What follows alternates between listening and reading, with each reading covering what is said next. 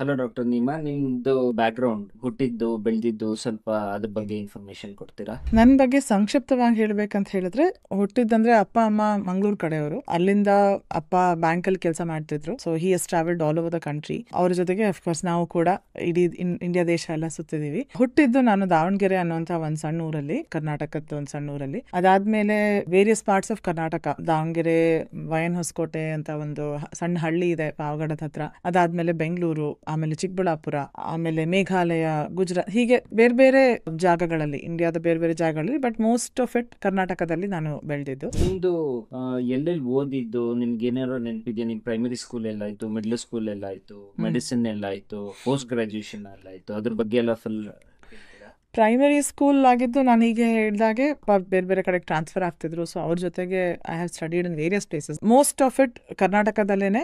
ಆದ್ರೆ ಕೆಲವೊಂದು ವರ್ಷಗಳು I have spent outside Karnataka, but all in India. Education ನನಗೆ MBBS ಮಾಡಬೇಕು ಅಂತ ತುಂಬಾನೇ ಇಂಟ್ರೆಸ್ಟ್ ಇತ್ತು. ಯಾಕಂದ್ರೆ ಸಣ್ಣೋಳಿರುವಾಗಲಿಂದ I have seen multiple family members health problems ಜೊತೆ ಸ್ಟ್ರಗಲ್ ಮಾಡೋದನ್ನ. So I wanted to find a solution for myself as well as for my close family members. So it started off that way. ನಮ್ಮ ಮನೆಯಲ್ಲಿರುವವರಿಗೆ ಮತ್ತೆ ನಮ್ಮ ಸುತ್ತಮುತ್ತಲವರಿಗೆ ಹೇಗೆ help ಮಾಡಬಹುದು ಅಂತ ಆ passion ಇಂದ I got in to MBBS ಮಾಡಿದ್ದು ದೇವರಾಜರ್ಸ್ medical college ಕೋಲಾರದಲ್ಲಿ. ಆ ಅಂಡರ್ ಗ್ರಾಜುಯೇಷನ್ ಅಂದ್ರೆ MBBS ಮಾಡುವಾಗಲೇ ನನಗೆ I found a lot of loop holes. ಅಂದ್ರೆ ಕೆಲವೊಂದು ಡಿಪಾರ್ಟ್ಮೆಂಟ್ಸ್ ಅಲ್ಲಿ ದೇರ್ ವರ್ ನೋ ಆನ್ಸರ್ಸ್. ಈ ಕಾಯಿಲೆಗಳು ಯಾಕೆ ಬರುತ್ತೆ, ಈ ಕಾಯಿಲೆಯಿಂದ ಗುಣಪಡಿಸೋದು ಹೇಗೆ ಪೇಷಂಟ್ಸ್ ಅನ್ನ, ಇದಕ್ಕೆ what are the latest updates in treatment. ಅದಕ್ಕೆ even our professors had no answers. ಅಂದ್ರೆ that technology or that advanced medicine available ಇರಲಿಲ್ಲ ಇಂಡಿಯಾದಲ್ಲಿ. With that mindset I decided, okay, when an answer is not available, ಇಲ್ಲಿ ನಮ್ಮ ಸುತ್ತಮುತ್ತಲಿನ surrounding ಅಲ್ಲಿ answer available ಇಲ್ಲ ಅಂತ ಹೇಳಿದ್ರೆ there are definitely other sources ಅಂತ ಹೇಳಿ decided to pursue higher studies in the United States.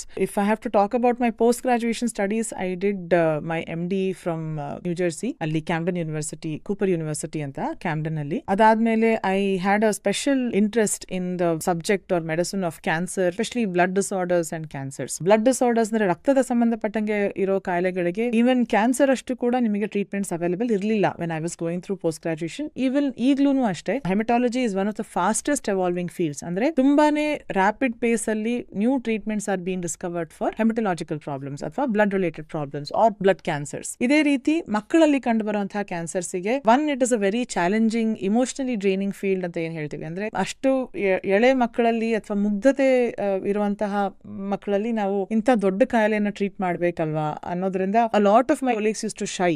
ಅಂದ್ರೆ it is very difficult to handle, ನಮಗೆ ಆ ಮೆಂಟಲ್ ಸ್ಟ್ರೆಸ್ ತಡ್ಕೊಳಕ್ ಆಗಲ್ಲ ಅಂತ lot of people shied away. But somehow I was very passionate about the subject. ನನಗೆ ಆ subject ಬಗ್ಗೆ ಅಷ್ಟು ಪ್ರೀತಿ ಇತ್ತಾದ್ರಿಂದ I continue to pursue it. In fact 2 of my batchmates actually dropped out in between. They said ಇಲ್ಲ, ನಮ್ಮ ಕೈಲಿನ stress handle ಮಾಡ್ಲಿಕ್ಕೆ ಆಗಲ್ಲ. So some sort of different element and attraction towards the subject and I decided to pursue it. So ಹಾಗಾಗಿ I learned all the latest updates about bone marrow transplants, treating different blood related disorders. ಅಂದ್ರೆ ರಕ್ತದ ಸಂಬಂಧಪಟ್ಟಂಗೆ ಬೇರೆ ಬೇರೆ ಕಾಯಿಲೆಗಳು, ರಕ್ತದ cancer ಸಂಬಂಧಪಟ್ಟಂಗೆ ಬೇರೆ ಬೇರೆ ಕಾಯಿಲೆಗಳನ್ನ ಹೇಗೆ ಟ್ರೀಟ್ ಮಾಡೋದು ಅಂತ I got the latest updates. And after gaining a particular level of knowledge, of course I knew ಇಂಡಿಯಾದಲ್ಲಿ ಏನೇನು ಮಿಸ್ಸಿಂಗ್ ಇದೆ, ನನ್ನ ಟ್ರೈನಿಂಗ್ ಅಲ್ಲಿ ಏನು ಲೂಪ್ ಹೋಲ್ಸ್ ಇತ್ತು ಅಂತ ನನಗೆ ಆಗ್ಲೇ ಗೊತ್ತಿತ್ತು. So with that mindset, so I can offer those new updates or those solutions I had found.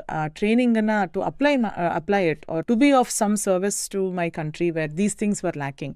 That was the main reason ನಾನು ಇಂಡಿಯಾಗೆ ಮೂವ್ ಮಾಡಿ I decided to set up a small practice over here. I'm currently a consultant with Apollo as well, but in a small clinic setup because India anta deshadalli everybody cannot afford corporate health care. So ee reeti patients ge at affordable cost how to bring the best care is what is the goal of therapy, and that is the goal with which I set up the clinic as well. Doctor, ನಿಮ್ದು experience ಬಗ್ಗೆ ಹೇಳಬೇಕು ಅಂದ್ರೆ ನಿಮ್ಗೆ ಎಷ್ಟು ವರ್ಷ experience ಇದೆ ಇದ್ರ ಬಗ್ಗೆ? ನಂದು ಹೆಮಟಾಲಜಿ ಆಂಕಾಲಜಿ ಎಕ್ಸ್ಪೀರಿಯನ್ಸ್ ಹೇಳಬೇಕು ಅಂತ ಹೇಳಿದ್ರೆ it is for the last 10 years. Completed my post graduation and as I said, ನಾನು ಫೆಲೋಶಿಪ್ US ಅಲ್ಲಿ ಮಾಡಿದ್ರಿಂದ US ಅಲ್ಲಿ ನಮಗೆ ಬಂದ್ ಬೆಂಚಲ್ಲಿ ಕೂತ್ಕೋ, ಬೋರ್ಡ್ ನೋಡು, ಕ್ಲಾಸ್ ಅಟೆಂಡ್ ಮಾಡು, this concept was not there. Fellowship ಅಂದ್ರೆ right from day one you are expected to start taking care of patients under the supervision of seniors. Of course ನಮ್ಮ ಸೀನಿಯರ್ ಟ್ರೈನೀಸ್ ಇರ್ತಾ ಇದ್ರು ಅಥವಾ senior consultants ಇರ್ತಾ ಇದ್ರು. They would be constantly teaching us. ಈಗ learning something in theory and later applying it practically is very difficult or ತುಂಬಾ challenges ಇರುತ್ತೆ. But if you learn on the go, if you are in the field and interacting with the patient directly, you can't make mistakes. So you tend to be more ready. So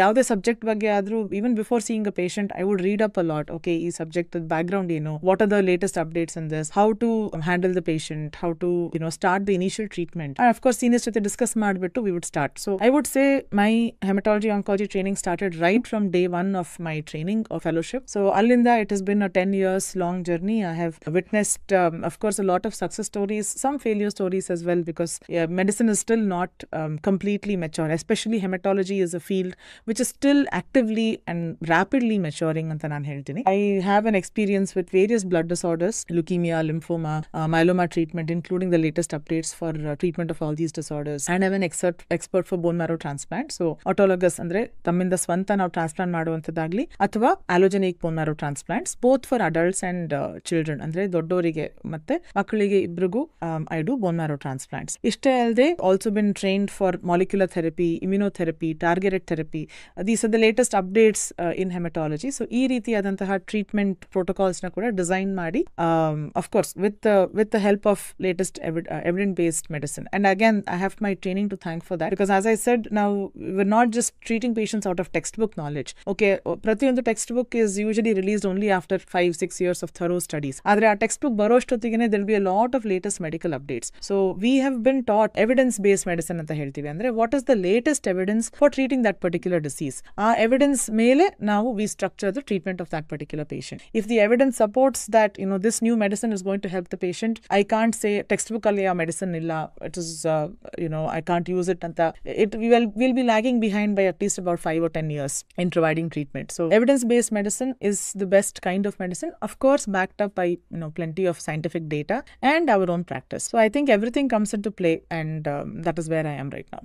so ನೀವು ಎಷ್ಟು bone marrow transplant ಮಾಡಿದ್ದೀರಾ ಇದುವರೆಗೂ? Approximately ಆಟೋಲಗಸ್ transplants ಹೇಳಬೇಕು ಅಂದ್ರೆ it is around 70 to 80 autologous transplants. But allogeneic transplants ಅಂದ್ರೆ ಇನ್ನೊಬ್ಬ donor ಇಂದ ಮಾಡುವಂತಹ ಟ್ರಾನ್ಸ್ಪ್ಲಾಂಟ್ಸ್ ಅಲ್ಲಿ that is where I am actually aggressively trained. Allogeneic transplants I have done probably around 200 to 250 allogeneic transplants. So ಎಲ್ಲ ಸೇರಿ I have done around 300 transplants. But it is much heavier on the allogeneic side. ಅಂದ್ರೆ we use a donor and then perform the transplants.